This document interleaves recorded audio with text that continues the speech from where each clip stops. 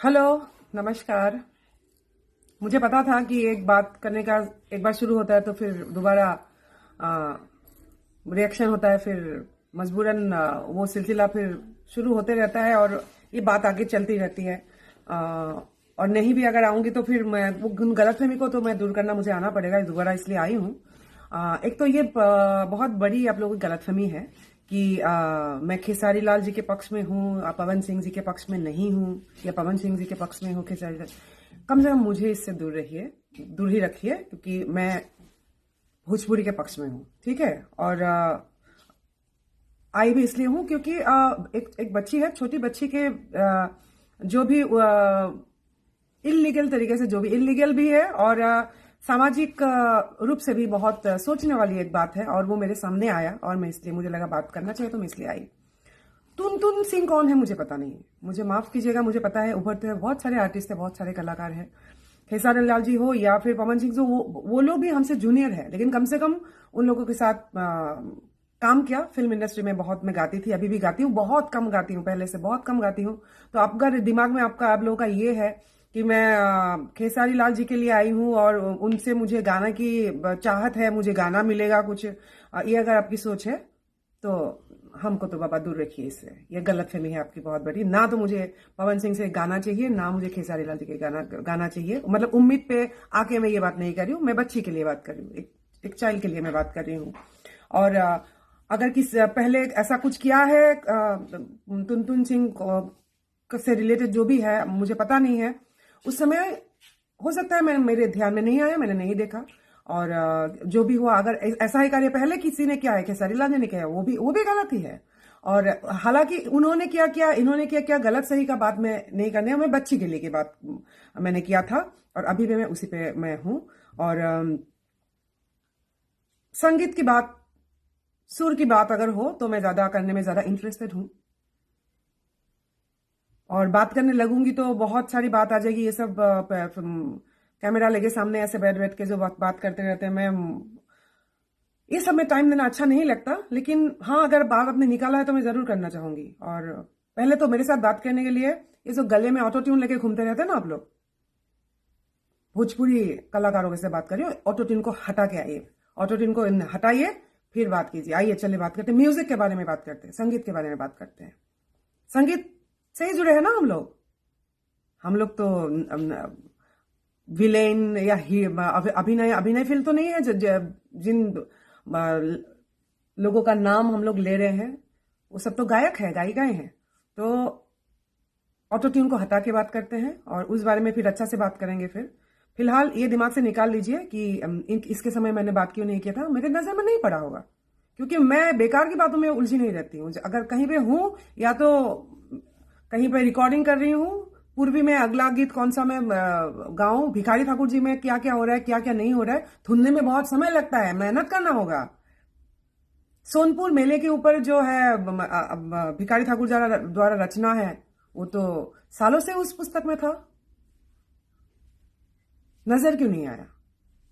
नजर आने के लिए पुस्तक को खोल लेना तो पड़ेगा, ढूंढना पड़ेगा, खोलना पड़ेगा।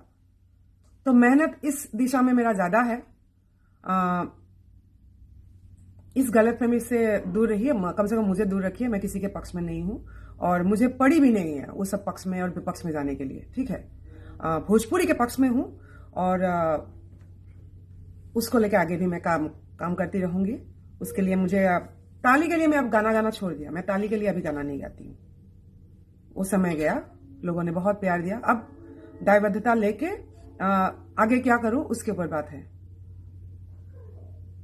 तो ऑटो ट्यून वाले अगर है तो ये सब सवाल मेरे ऊपर तो मत लाइए कि मैं किसके पक्ष में किस पक्ष में नहीं हूँ। मुझे उन लोगों का पक्ष नहीं चाहिए किसी का, जो आप नाम बोल रहे हैं। ना तो मैं सुपरस्टार हूँ, मुझे गायिका बन के रहना है, ठीक है।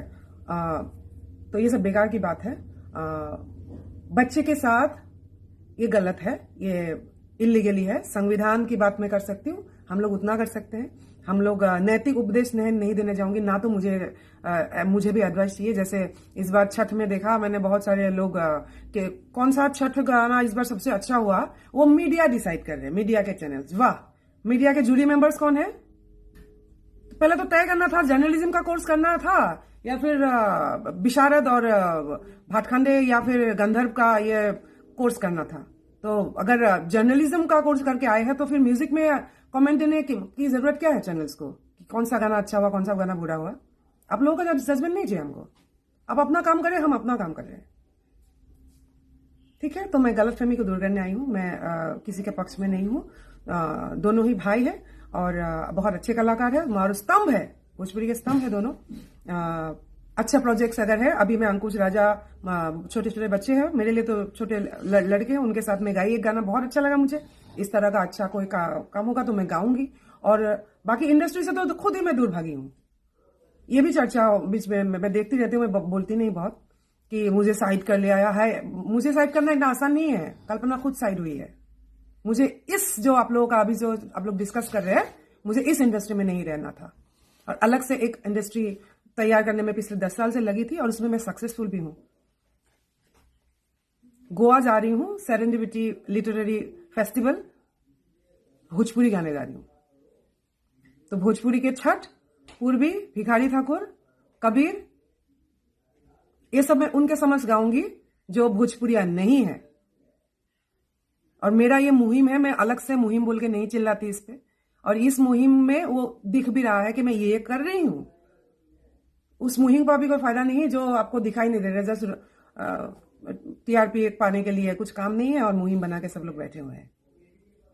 तो उस सब मुहिम में हूं नहीं, अपना काम कर रही हूं।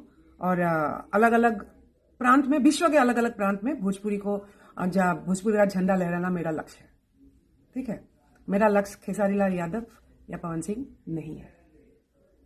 शारदा सिन्हा जी, भरत शर्मा जी को भी मैं बहुत मानती हूं, लेकिन आसाम की कल्पना को, जब आसाम से निकल के मुंबई गई थी तब पता नहीं था बिहार में कौन शारदा सिन्हा है, भरत शर्मा कौन है, और शायद आप लोगों को भी पता नहीं होगा भी आसाम में कौन प्रतिमा पांडे बोरुआ है। हाँ, इतना तो है, आसाम में अब लोगों को भिखारी ठाकुर कौन है पता है, और मेरी सफलता यही है। थैंक्स।